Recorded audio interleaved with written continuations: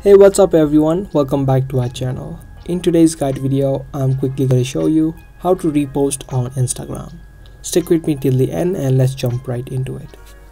Now the thing with Instagram, it does not allow you to repost directly to your post on Instagram, but however you can repost it to your stories. So find any post that you want to repost and then simply tap on the share icon on the bottom right here.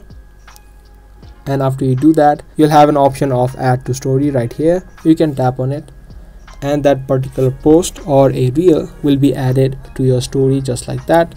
Now you can easily tap on your story and post it. Now here, as you can see, there is no option to directly repost it to your own profile. Now for that, if it is a video, you need to download the video and post it directly. Or if it is a post, you can simply take a screenshot of that particular post and then you can crop it down until the size that you want, and then you can easily tap on plus and then post it to your profile. That's the only way that you can do it. You'll need to take a screenshot and post it.